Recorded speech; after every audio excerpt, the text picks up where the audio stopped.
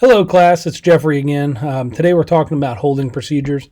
This is one of those topics that, as a CFII, you're really going to have to try to stretch your imagination and really work on your delivery and how you explain to your students like how to do holding.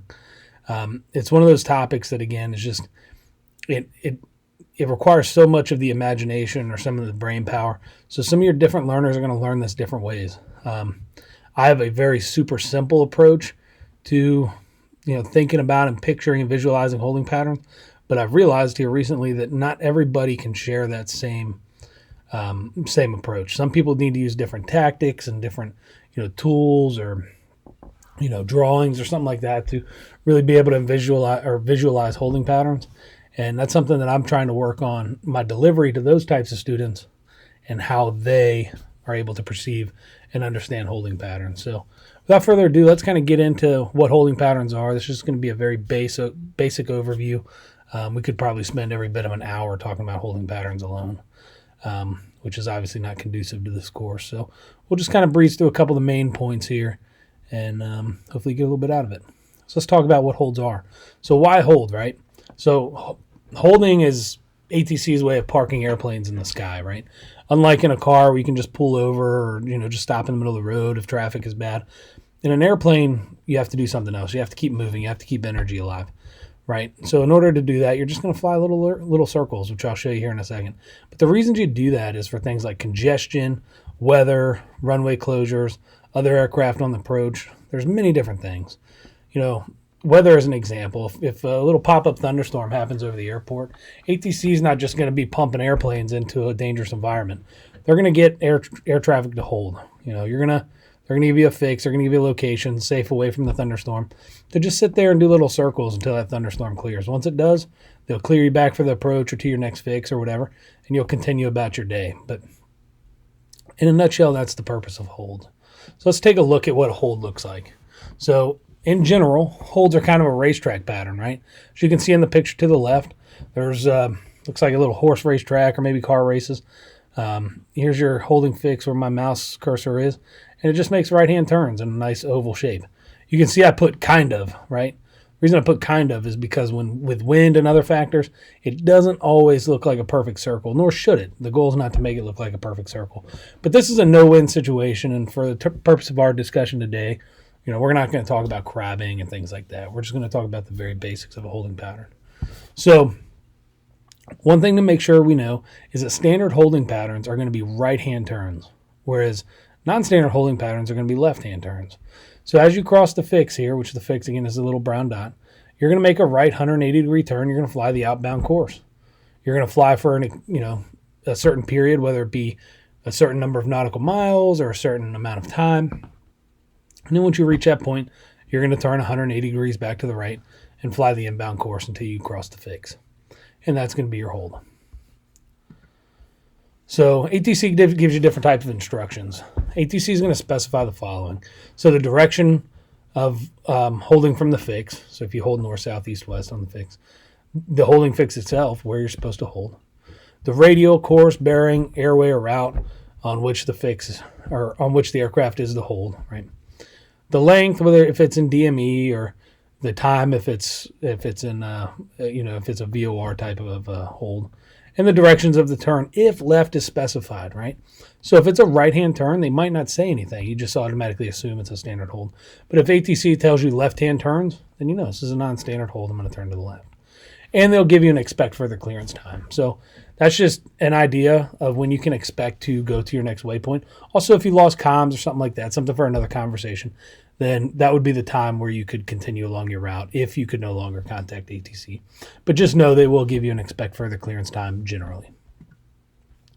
The equipment you're going to need is either a VOR if you're doing timed legs or distance measuring equipment, right? So DME uses RNAV most of the time. So you'll be able to dial in your courses with that. If you're using VOR equipment, you'll just dial in your course with the VOR the same way you would dialing in any other course from a VOR. So speeds. So from your minimum holding altitude up to 6,000 feet, your maximum airspeed is going to be 200 knots, right? Not a big problem for some of us smaller aircraft that are going to be holding at this lower altitude, but it is worth knowing because maybe once you're in a more sleek, high-speed jet, something like that, you might be a little bit closer to these holding speeds, right?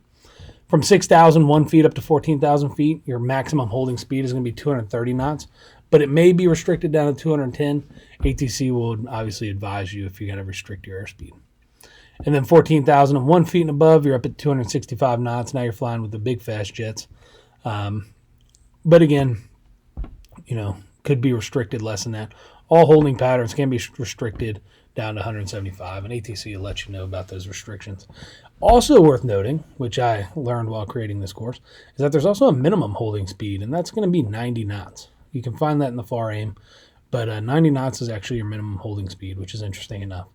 But generally, you're not going to be at these high speeds unless for some reason you feel like you have to be, or you're in some kind of sleek aircraft that requires you to fly at faster airspeed, because you're going to be trying to conserve fuel. So you're going to throttle back, do different things like that. But it's worth knowing those are your top airspeeds. We're not going to get into each one of these because each one of these different type of pattern entries could very well be their own lesson. But it is worth knowing. We see in the picture here that we do have a holding pattern. And if we were coming from this side, we'd do a teardrop, which is 30-degree angle from the outbound course or the inbound course. And then we, after a minute or a certain amount of time or for a certain distance, we'll turn back into the course and we'll intercept the inbound radial. If we're flying from over here in the blue area, we'd cross the fix, and then we'd fly that parallel. So we'd fly outbound, parallel the inbound course. Then we'd make about a 270-degree turn back around, intercept the inbound course, and continue our hold to the right. And then anywhere in this much larger section, that's your direct. So as soon as you cross the fix, you'll turn directly into the holding pattern. So that's just the basics of the standard entries, or standard pattern entries. But like I said, each one of these we could really go into a vast amount of depth into. Some of the common errors when doing holdings is incorrect setting of aircraft navigation equipment, obviously, right? If you hold off the wrong fix or something like that, then, and you set it up wrong, you're not going to get proper DME. Or if you're using VORs, you're not going to get proper time. You're going to be on the wrong course. So just make sure you set up your navigation equipment properly, right? Inappropriate altitude, airspeed, and bank control.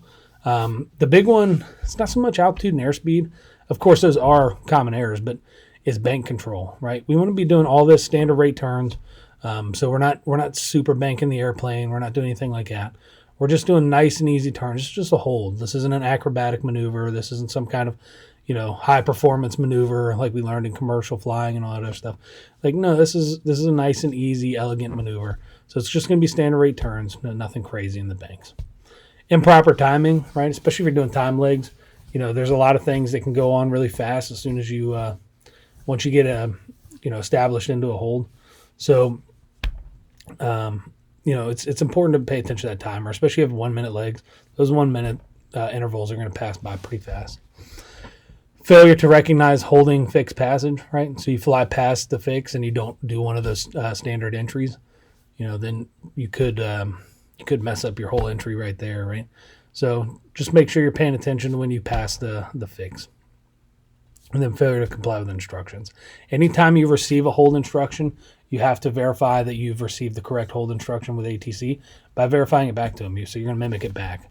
So you're going to, if they tell you to hold on the whatever radial of the whatever fix, you're just going to repeat all that back. And they'll let you know if you have it right. So make sure you write all that stuff down. And then here's some of the references I used.